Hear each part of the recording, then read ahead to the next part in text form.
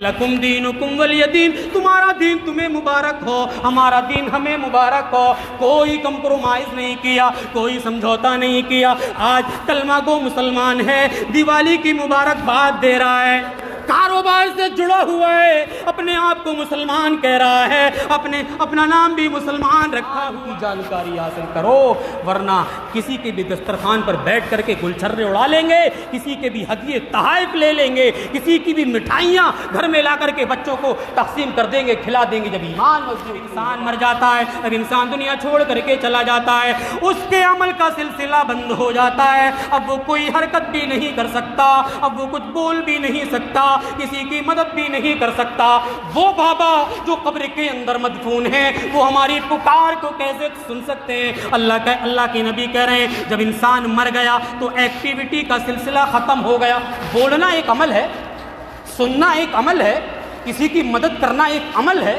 جب وہ سن نہیں سکتے، بول نہیں سکتے، کسی کی مدد نہیں کر سکتے، تب ان کو کیوں پکارا جاتا؟ بات سمجھ میں نہیں آتی۔ اسی لیے کہا انسان جب مر گیا کام ختم، کچھ نہیں کر سکتا ہے وہ۔ وما انت بمسمع من فی القبور۔ جنت اور جہنم یہ دونوں ہیں، اور دونوں چیزیں اللہ رب العالمین نے آخرت میں جزا اور سزا کے لیے تیار کر رکھی۔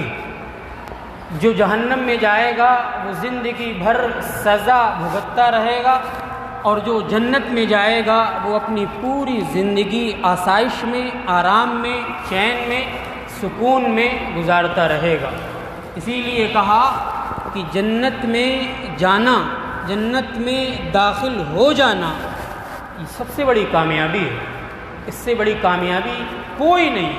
دنیا میں انسان کتنی بھی کامیابی حاصل کر لے، کامیابی کے اعلیٰ معیار پر پہنچ جائے، لیکن اس سے بڑی کامیابی نہیں ہو سکتی جتنی بڑی کامیابی جنت میں داخلہ مل جانا۔ اللہ رب العالمین خود اس چیز کو وضاحت کرتے ہوئے فرماتا ہے فَمَنْ زُحْزِحَ عَنِ النَّارِ وَأُدْخِلَ الْجَنَّةَ فَقَدْ فَازَ۔ اے میرے بندو، کل قیامت کے دن حساب و کتاب کے بعد، سوال و جواب کے بعد، تم میں سے جس کو جہنم سے آزاد کر دیا گیا اور جنت میں داخل کر دیا گیا، جنت میں جانے کا سرٹیفکیٹ دے دیا گیا، فقد فاز، تو وہ کامیاب ہو گیا۔ جس کو اللہ کامیاب کہہ دے اسے کوئی ناکام کہہ سکتا ہے؟ کوئی نہیں کہہ سکتا۔ تو پتہ چلا کہ جنت میں داخل ہو جانا ہی بہت بڑی کامیابی ہے۔ اسی لیے کہا کہ جنتی اور جہنمی برابر نہیں ہو سکتے۔ کیسے برابر ہو سکتے؟ ایک طرف آگ ہے اور ایک طرف چین و سکون ہے، دونوں چیزیں برابر کیسے ہو سکتی؟ ایک طرف اتنی اعلیٰ قسم کی نعمتیں ہیں، لباس بھی ریشم کا ہے، کھانے پینے کی چیزیں اعلیٰ کوالٹی کی ہیں، اور دوسری طرف آگ ہی آگ ہو، لباس بھی آگ کا، اوڑھنا بچھونا سب کچھ آگ کا ہو، تو دونوں چیزیں برابر ہو سکتی ہیں؟ نہیں ہو سکتی۔ اسی لیے اللہ رب العالمین نے فرمایا لا یستوی اصحاب النار واصحاب الجنہ۔ اے میرے بندو، جنتی لوگ اور جہنمی لوگ کبھی برابر نہیں ہو سکتے۔ جس طریقے سے سننے والا اور نہ سننے والا برابر نہیں ہو سکتے، جس طریقے سے دن اور رات برابر نہیں ہو سکتے، جس طریقے سے بہرا اور سننے والا برابر نہیں ہو سکتے، موت جس کو آ جاتی ہے وہ اور جو زندہ ہے برابر نہیں ہو سکتے، اسی طریقے سے جنتی اور جہنمی بھی برابر نہیں ہو سکتے۔ اللہ نے فرمایا وَمَا يَسْتَوِي الْأَعْمَى وَالْبَصِيرُ وَلَا الظُّلُمَاتُ وَلَا النُّورُ وَلَا الظِّلُّ وَلَا الْحَرُورُ وَمَا يَسْتَوِي الْأَحْيَاءُ وَلَا الْأَمْوَاتُ۔ یہ چار چیزیں ایک دوسرے کے برابر ہو ہی نہیں سکتی ہیں۔ سننے والا بہرے کے برابر کیسے ہو سکتا ہے؟ نہیں ہو سکتا ہے نا۔ تاریک یہ نور کے برابر کیسے ہو سکتی ہے؟ ایک طرف تاریکی چھائی ہوئی ہو، ایک طرف دن ہو، اجالا ہو، تو یہ برابر ہو سکتے ہیں؟ نہیں ہو سکتے ہیں۔ ایک طرف سایہ ہو اور ایک طرف دھوپ ہو، تو یہ دونوں چیزیں بھی برابر نہیں ہو سکتی ہیں۔ ایک طرف مردہ پڑا ہو، ایک طرف زندہ ہو، تو یہ دونوں برابر ہو سکتے ہیں؟ نہیں ہو سکتے۔ اسی لیے کہا کہ جس طریقے سے یہ چار چیزیں ایک دوسرے کے برابر نہیں ہو سکتی، ایسے ہی جنتی اور جہنمی بھی برابر نہیں ہو سکتے۔ جہنم میں جو جائیں گے ان کے تو ہر طرف آگ ہی آگ ہوگی، لباس بھی آگ کا دے دیا جائے گا، اوڑھنا بھی آگ کا دے دیا جائے گا، بچھانا بھی آگ کا دے دیا جائے گا، ہر طرف آگ ہی آگ دکھائی دے رہی ہوگی۔ جنت میں جن کو داخل کر دیا جائے گا وہ تو نعمتوں سے مستفید ہو رہے ہوں گے، ہر طرف نعمتوں سے مالا مال ہو رہے ہوں گے، تو یہ دونوں برابر نہیں ہو سکتے۔ اسی لیے کہا اصحاب الجنتی ہم الفائزون، جو جنتی ہیں وہی کامیاب ہیں، جہنمی نامراد ہیں، خائب ہیں، خاسر۔ جنت میں جائے گا، بہت اہم سوال ہے۔ دنیا کا ہر شخص یہ دعویٰ کرتا ہے کہ جنت ہمارے باپ کی، جنت میں تو ہم ہی جائیں گے، ہمارے گروہ کے لوگ ہی جائیں گے، ہم ہی جائیں گے۔ ہر انسان یہ دعویٰ کرتا ہے، ایک کافر، ایک یہودی، ایک نصرانی، ایک مسلمان، سب یہی دعویٰ کرتے ہیں کہ ہم جنت میں جائیں گے۔ اس کا جواب ہم دیکھتے ہیں کتاب و سنت سے کہ جنت میں جائے گا کون۔ اس کا جواب نبی اکرم نے ایک حدیث کے اندر دیا، فرمایا لا تدخلوا الجنت حتی تؤمنوا، تم جنت کے اندر نہیں جا سکتے، کوئی بھی انسان ہو، دنیا کا کوئی بھی ویکتی ہو، دنیا میں کسی بھی خطے میں رہنے والا ہو، نبی نے سارے کے سارے لوگوں کو مخاطب کر کے کہا لا تدخلوا الجنہ، اے لوگو تم جنت کے اندر جا ہی نہیں سکتے، جنت میں تمہیں داخلہ مل ہی نہیں سکتا حتی تؤمنوا، جب تک کہ ایمان نہ لے آؤ، جب تک کہ ایمان والے نہ بن جاؤ، جب تک مسلمان نہ بن جاؤ۔ پہلی چیز پتہ چل رہی ہے کہ ایمان جنت میں جانے کے لیے ضروری ہے۔ اس سے وہ سارے لوگ نکل گئے جو ایمان والوں کے علاوہ ہیں، یعنی ایمان والوں کے علاوہ جنت میں کوئی جا ہی نہیں سکتا۔ ایمان کیا ہے؟ ایمان کی تعریف علماء نے بہت ساری کی ہے، لیکن ایک تعریف جو بہت اہم ہے، جامع ہے، وہ یہ ہے قول باللسان، زبان سے اقرار کرنا۔ یعنی انسان جب اسلام کے اندر داخل ہوتا ہے تو پہلے کلمہ پڑھتا ہے، زبان سے اقرار کرتا ہے کہ میں مسلمان ہوں، اشہد ان لا الہ الا اللہ و اشہد ان محمد الرسول اللہ۔ پہلے زبان سے اقرار کرو کہ ہم مسلمان ہیں۔ دوسری چیز وتصدیق بالجنان، دل سے اقرار کرو، دل سے تصدیق کرو کہ ہاں ہم مسلمان ہیں۔ منافقوں کی طرح دوگلا پن اختیار نہ کرو، ادھر آؤ تو کہو ہم مسلمان ہیں، ادھر جاؤ تو کہو ہم کی مسلمان نہیں ہیں، ایسا نہیں ہونا چاہیے۔ زبان سے جب اقرار کرو تو دل سے بھی اس کی تصدیق کرو۔ تیسری چیز کیا ہے؟ وعمل بالارکان، جسم کے باڈی کے جو پارٹس ہیں ان سے عمل کرو، نیکیاں کرو، اعمال صالحہ کرو۔ یہ تینوں چیزیں ایمان کے اندر شامل ہیں۔ تینوں میں سے کوئی ایک چیز بھی کم ہوگی تو ایمان ختم ہو جائے گا۔ فرمایا اگر تم نے زبان سے اقرار نہیں کیا تو تم کافر ہو جاؤ گے، زبان سے جب اقرار کرو گے تبھی تو مسلمان ہوگے، تبھی تو اسلام کے دائرے میں داخل ہو جاؤ گے۔ اگر تم نے زبان سے ہی انکار کر دیا تو کافر ہو جاؤ گے۔ فرمایا اگر زبان سے اقرار کر لیا لیکن دل سے تم نے تصدیق نہیں کی تو منافق ہو جاؤ گے۔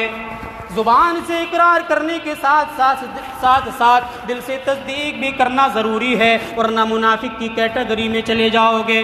زبان سے اقرار بھی کر لیا، دل سے تصدیق بھی کر لی، لیکن عمل کے میدان میں آگے نہیں بڑھے، عبادتوں کے معاملے میں آگے نہیں بڑھے تو فاسق بن جاؤ گے۔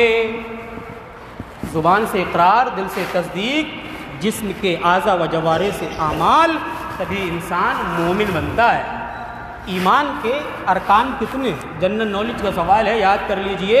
ایمان کے 6 ارکان ہیں، اسلام کے 5 ارکان ہیں۔ اسلام کے 5 ہیں، ایمان کے 6۔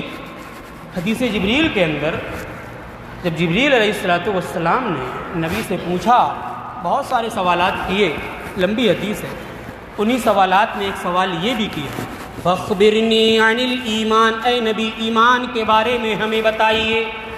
ایمان کی ڈیفینیشن کیجیے، ایمان کے ارکان کے بارے میں ہمیں بتائیے۔ تو نبی نے فرمایا ان تؤمن باللہ وملائکتہ وکتبہ ورسلہ والیوم الآخر والقدر خیرہ وشرہ۔ تم ایمان لے آؤ اس اللہ پر، تم ایمان لے آؤ اس کے فرشتوں پر، تم ایمان لے آؤ اس کے رسولوں پر، تم ایمان لے آؤ اس کی کتابوں پر، تم ایمان لے آؤ آخرت کے دن پر، تم ایمان لے آؤ اچھی بری تقدیر پر۔ یہ ایمان کے 6 ارکان، ان 6 ارکان پر بھی ایمان رکھنا ضروری ہے۔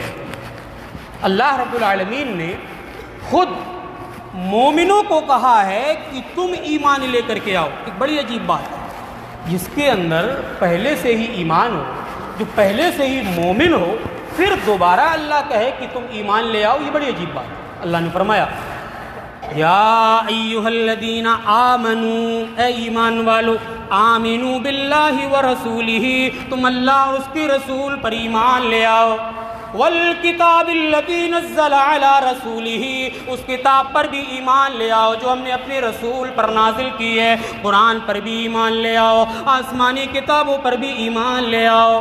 وَمَن يَكْفُرُ بِاللَّهِ وَمَلَائِكَتِهِ وَكُتُبِهِ وَرُسُلِهِ وَالْيَوْمِ الْآخِرِ، ایمان کے ارکان میں سے کوئی ایک کا بھی انکار کرے گا تو وہ ایمان والا نہیں بچے گا، ایمان میں کمی پائی جائے گی۔ تو ایمان کے جو ارکان ہیں ان ساری کی ساری چیزوں پر ایمان رکھنے کی تعلیم خود اللہ نے مومنوں کو دی۔ ایمان لانا یہ اللہ نے اس کو ایک ایسی تجارت سے تعبیر کیا ہے، تجارت کہا ہے، ایسی تجارت کہا ہے جو تجارت انسان کو جہنم سے بچا سکتی ہے۔ تجارت بہت طریقے کی ہوتی ہے، بہت طریقے کے کام کاج لوگ کرتے ہیں دنیا کے اندر، سب کا پروفیشن الگ الگ ہے، سب کا کاروبار الگ الگ ہے، سب کو ایک طریقے سے آپ تجارت کہہ سکتے ہیں کہ ہمارا یہ تجارت ہے، ہمارا یہ پروفیشن ہے، ہمارا یہ دھندا، ہمارا یہ کاروبار ہے۔ کوئی بھی تجارت دنیا کی ایسی آپ نہیں بتا سکتے جس کو اللہ رب العالمین نے قرآن میں کہا ہو کہ یہ تجارت تمہیں آخرت میں جہنم سے بچا سکتی ہے۔ فائدہ تو دے سکتی ہے، پیسہ تو دے سکتی ہے، منافع تو دے سکتی ہے، لیکن جہنم سے اگر کوئی تجارت بچا سکتی ہے تو وہ یہی تجارت ہے ایمان لے کر کے آنا۔ اللہ نے فرمایا یا ایھا الذین آمنوا هل ادلکم علی تجارۃ تنجیکم من عذاب علیم، اے ایمان والو کیا میں تمہیں ایسی تجارت کے بارے میں نہ بتا دوں، کیا میں تمہیں ایسے کاروبار کے بارے میں نہ بتا دوں جو تمہیں آخرت کے دن عذاب علیم سے بچا لے گا، آخرت کے دن جہنم کے عذاب سے بچا لے گا۔ آگے فرمایا تؤمنون باللہ ورسولہ، تم اللہ پر ایمان لے آؤ، اس کے رسول پر ایمان لے آؤ، وتجاہدون فی سبیل اللہ باموالکم وانفسکم، اور تم اللہ کے راستے میں اپنی جان کے ذریعہ، اپنے مال کے ذریعہ جہاد کرنے لگ جاؤ۔ فرمایا یہ ایک ایسی تجارت ہے، یہ ایک ایسا کاروبار ہے، یغفر لکم ذنوبکم ویدخلکم جنات تجری من تحتها الانہار۔ یہ تجارت کر لو گے، ایمان مضبوط کر لو گے، ایمان پختہ کر لو گے تو تمہیں سارے کے سارے گناہوں کو بخش دیا جائے گا اور تمہیں جنت کے اندر داخل بھی کر دیا جائے گا۔ ایمان اللہ اور اس کے رسول پر لے کر کے آنا اتنا فائدہ مند ہے کہ جہنم سے بچا لیا جائے گا، جنت میں داخل کر دیا جائے گا۔ اللہ رب العالمین نے جنت جو ہے ایمان والوں کے لیے ہی تیار کی اور کہا کہ جنت کے معاملے میں مقابلہ کرو، جنت حاصل کرنے کے لیے کمپٹیشن کرو۔ لیکن آج معاف کیجئے اسی کمپٹیشن کو چھوڑ کر کے ہم سارے کمپٹیشن کر رہے ہیں، مال میں، کاروبار میں، تجارت میں، گھر بنانے میں، بلڈنگ بنانے میں، اور جتنی بھی چیزیں دنیا کے اندر ہمارے فائدے کی ہو سکتی ہیں ان ساری چیزوں میں ہم مقابلہ کر رہے ہیں، لیکن اللہ کی جنت حاصل کرنے کے لیے مقابلہ نہیں کر رہے۔ جبکہ اللہ نے کہا کہ اس کو پانے کے لیے تم مقابلہ آرائی کرو، کمپٹیشن کرو، آگے بڑھنے کی کوشش کرو، لیکن معاف کیجیے آج اسی چیز کو ہم نے چھوڑ دیا۔ اللہ نے کہا کہ جنت متقیوں کے لیے بنائی گئی ہے، جنت ایمان والوں کے لیے بنائی گئی ہے، اس کو حاصل کرنے کی کوشش کرو۔ فرمایا سابقوا الی مغفرۃ من ربکم وجنۃ عرضها کعرض السماء والارض اعدت للذین آمنوا باللہ ورسولہ، اے میرے بندو اللہ کی رحمت کو حاصل کرنے میں تم مسابقہ کرو، کمپٹیشن کرو، مقابلہ آرائی کرو، ایک دوسرے سے آگے بڑھنے کی کوشش کرو، وجنت، جنت کو حاصل کرنے میں بھی مقابلہ کرو، مسابقہ کرو۔ جس جنت کی لمبائی کے بارے میں کہا آسمان و زمین کے برابر اس کی چوڑائی ہے، آسمان و زمین کے برابر اس کا احاطہ ہے، فرمایا اعدت للذین آمنوا باللہ ورسولہ، یہ اللہ اس کے رسول پر ایمان والوں کے لیے تیار کی گئی ہے۔ جو اللہ پر ایمان لائے گا، جو اس کے رسول پر ایمان لائے گا، جنت تو انہی لوگوں کے لیے تیار کی گئی ہے۔ تو پتہ چل گیا ان سارے دلائل سے کہ جنت میں ایمان والے ہی جائیں گے۔ ایک بہت ہی بنیادی چیز یہ ہے ایمان کے تعلق سے کہ ہم ایمان کی جانکاری حاصل کریں، ایمان کے بارے میں پڑھیں، پوچھیں، علم حاصل کریں، تبھی ہمیں پتہ چلے گا کہ ایمان کی کتنی اہمیت ہے، اور یہ ایمان ہمیں جہنم سے بھی بچا سکتا ہے، جنت میں لے کر کے بھی جا سکتا ہے۔ ایمان کے بارے میں جانکاری حاصل کرنا بہت ضروری ہے۔ ایک حدیث کے اندر حضرت جندب بن عبداللہ ایک نوجوان صحابی ہیں، وہ بیان کرتے ہیں كنا مع النبی صلی اللہ علیہ وسلم ونحن فتیان، ہم اللہ کے نبی صلی اللہ علیہ وسلم کے ساتھ موجود ہیں۔ ایک مرتبہ ہمیں نبی کا ساتھ نصیب ہو گیا، نبی کے ساتھ میں بیٹھے ہوئے ہیں۔ حضرت جندب بن عبداللہ کہتے ہیں کہ ہم جتنے بھی لوگ تھے وہ سارے کے سارے نوجوان تھے، سارے کے سارے بھرپور جوان تھے، سارے کے سارے لوگ مضبوط تھے، سارے کے سارے لوگ باڈی بلڈر تھے، سارے نوجوان تھے۔ نبی کے پاس جو لوگ ہیں وہ سب نوجوان ہیں۔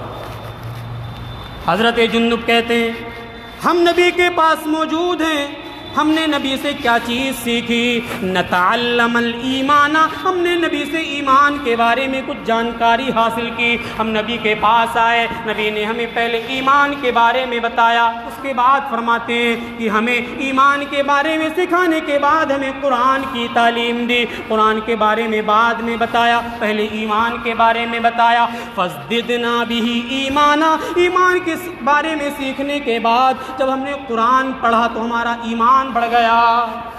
لیکن آج ہمیں ساری جانکاری ہے، دنیا کی ساری جانکاری ہمارے ذہن و دماغ میں ہے، لیکن ایمان کی جانکاری آج ہمارے پاس نہیں ہے۔ آج مسلم نوجوان ایمان کے نالج کے بارے میں اتنا کمزور ہو گیا، اتنا کمزور ہو گیا کہ وہ ذرا ذرا سی باتوں میں آ کر کے کسی بھی دھرم والے سے، کسی بھی مذہب والے سے کمپرومائز کر لیتا ہے۔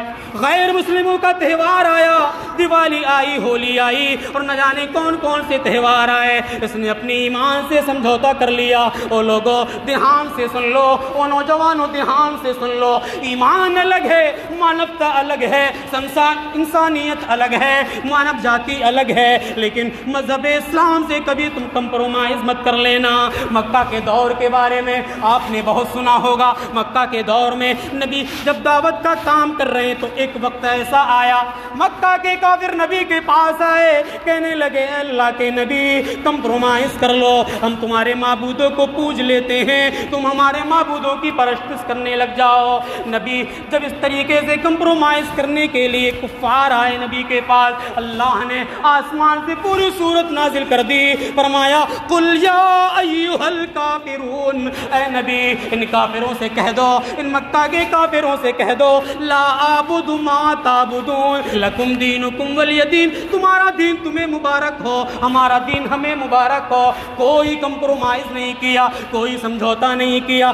آج کلمہ گو مسلمان ہے، دیوالی کی مبارکباد دے رہا ہے، کاروبار سے جڑا ہوا ہے، اپنے آپ کو مسلمان کہہ رہا ہے، اپنا نام بھی مسلمان رکھا ہوا ہے، اہل حدیث ہے، حدیث پر چلنے والا ہے، اور ہولی کی مبارکباد دے رہا ہے، دیوالی کی مبارکباد دے رہا ہے۔ او لوگوں تم ایمان والے تو ہو سکتے ہو، لیکن مکمل ایمان والے نہیں ہو سکتے۔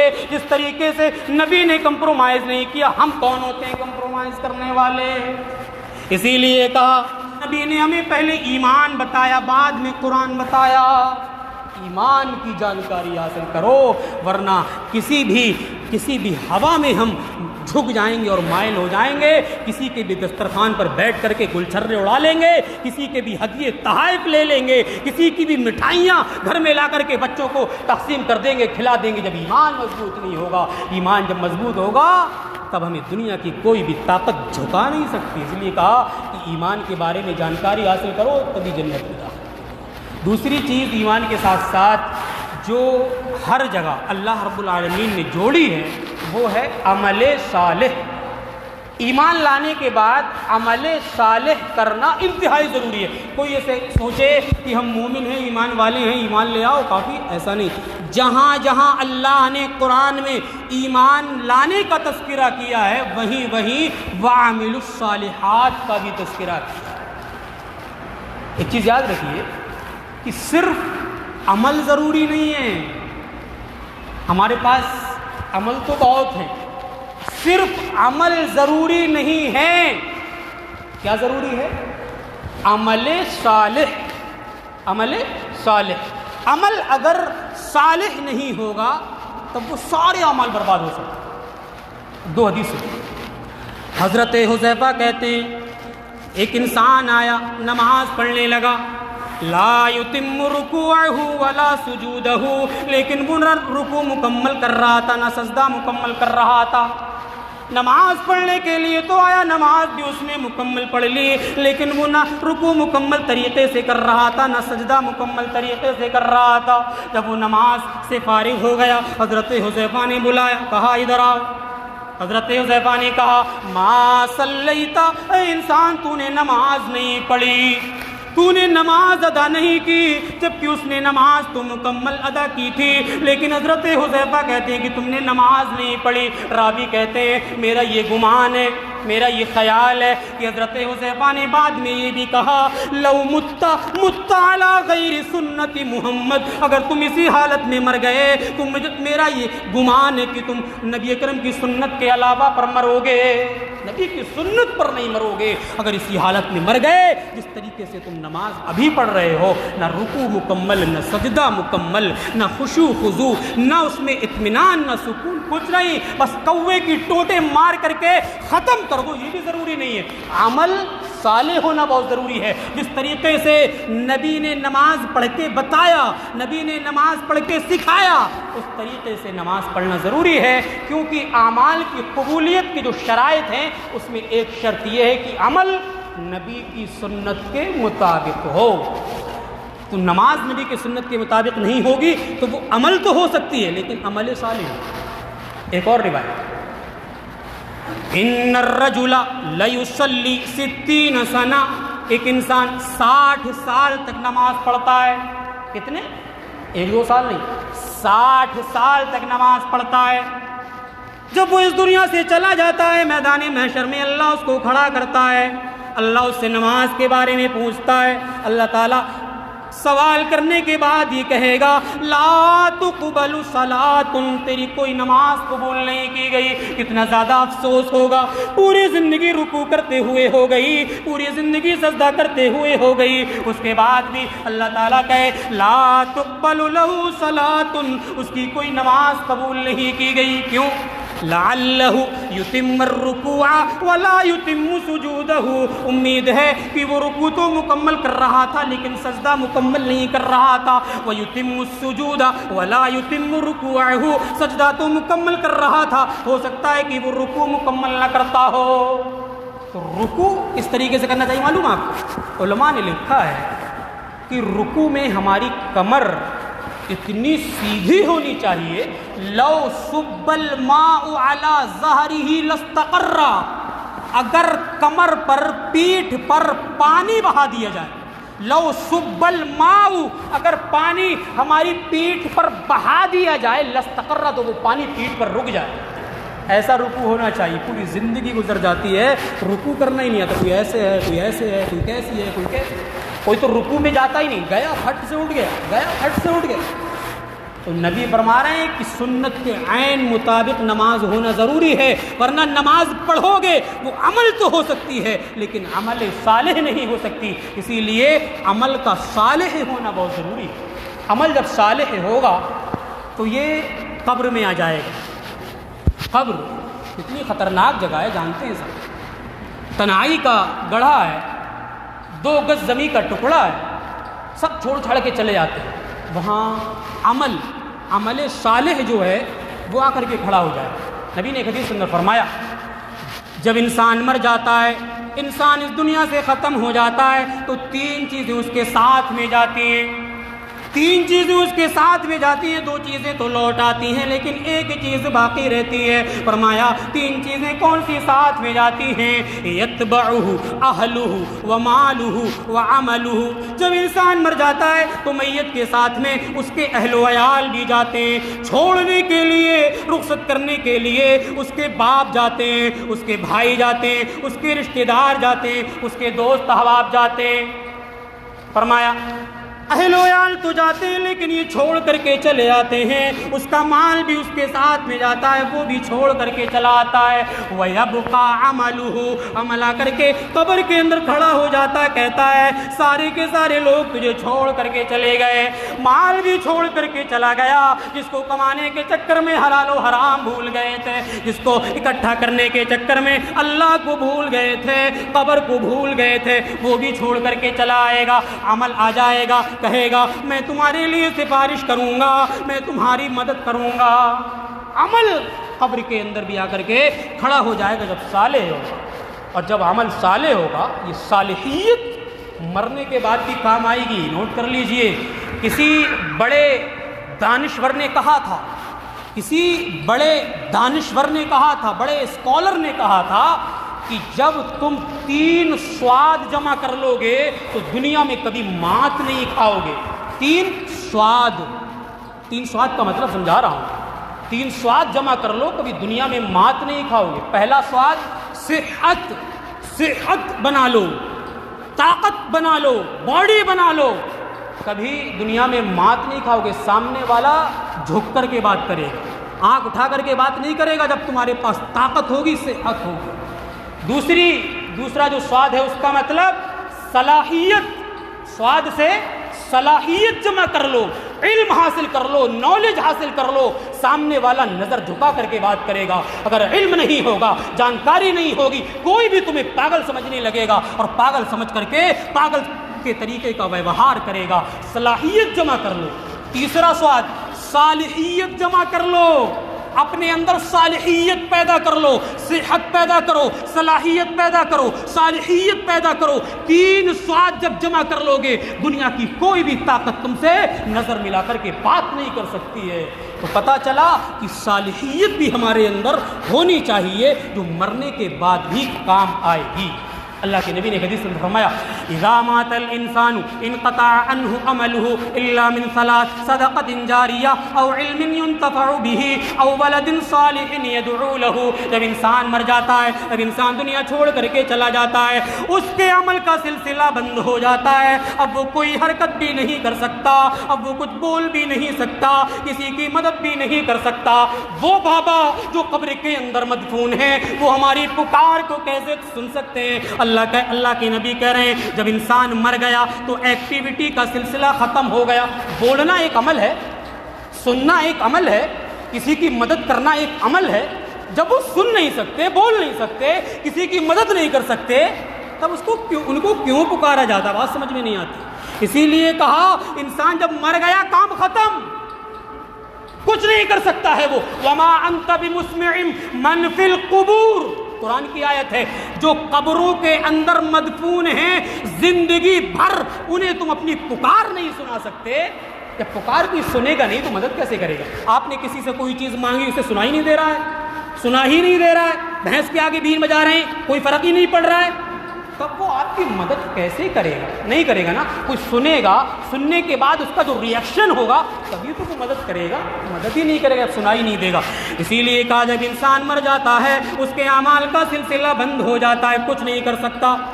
تین چیزیں ایسی جو مرنے کے بعد بھی کام دیتی ہیں. فرمایا الا من صدقۃ جاریہ، صدقہ جاریہ کر جاؤ، کہیں نل لگوا دو، کہیں پانی کا ہینڈ پمپ لگوا دو، کہیں مسجد بنوا دو، کہیں مدرسہ بنوا دو، کہیں لائبریری میں کتابیں رکھوا دو، کہیں قرآن رکھوا دو، کہیں کچھ اور رکھوا دو. اس طریقے کا کام کر کے چلے جاؤ گے تو جب تک ان چیزوں سے فائدہ اٹھایا جاتا رہے گا تب تک تمہیں مرنے کے بعد بھی ثواب ملتا رہے گا. دوسری چیز فرمائی او علم ينتفع به، کوئی ایسا علم چھوڑ کر کے چلے جاؤ جس سے فائدہ حاصل کیا جا سکے.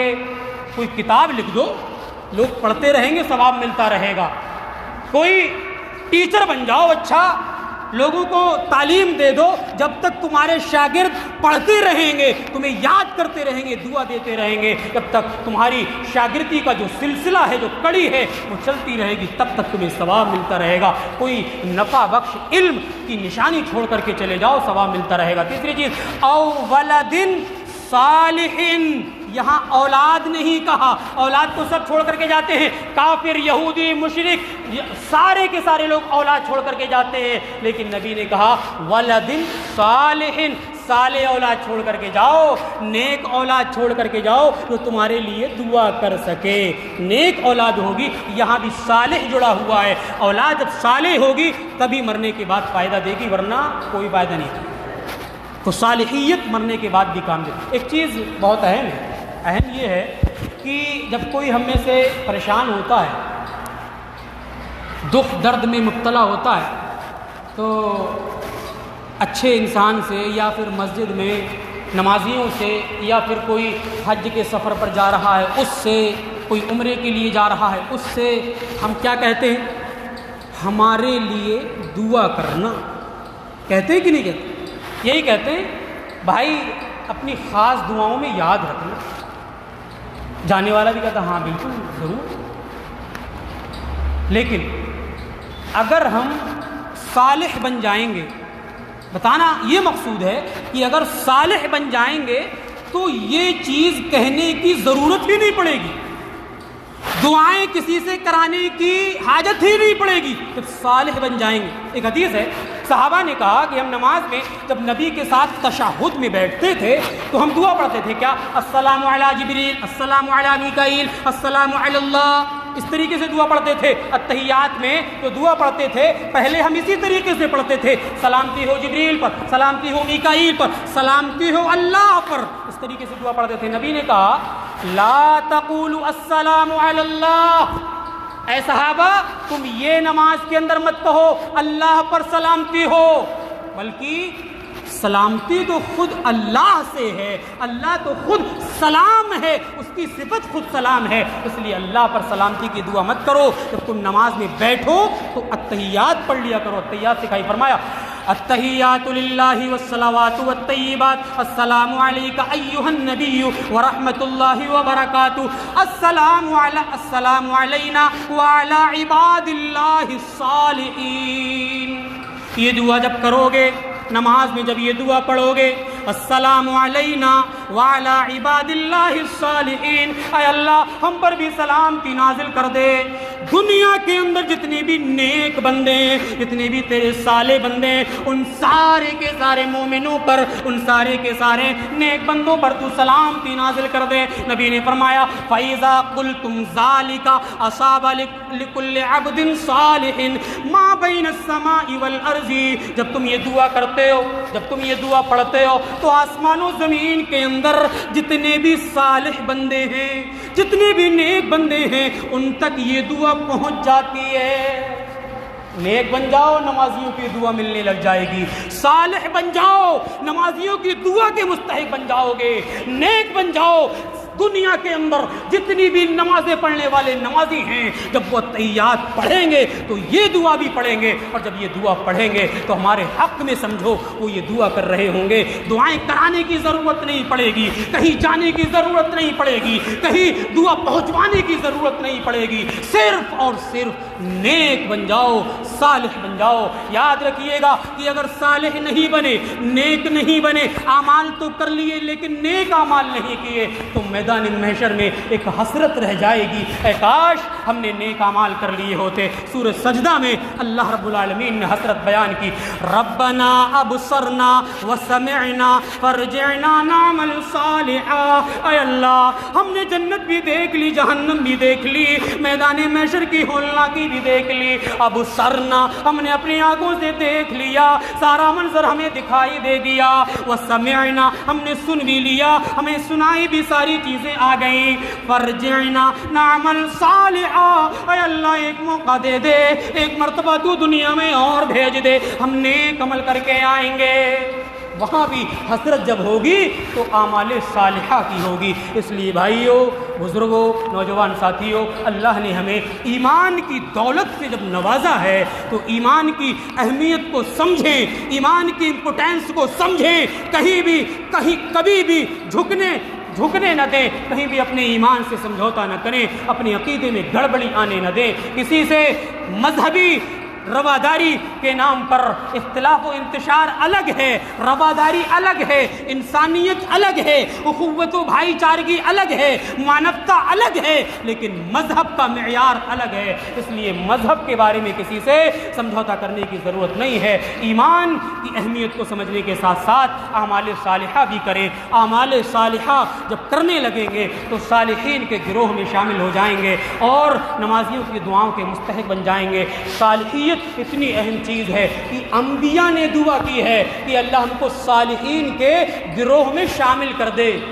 شامل کرنے کا مطلب معلوم ہے، جیسے ایک گروہ آگے جا رہا ہے، ہم یہ دعا کریں اللہ ہمیں اس گروہ سے ملا دے۔ نبی ہیں، وقت کے نبی ہیں، اللہ نے نبوت دی ہے، رسالت دی ہے، پھر بھی دعا کیا کر رہے ہیں؟ اے اللہ تو صالحین کے گروہ سے ملا دے۔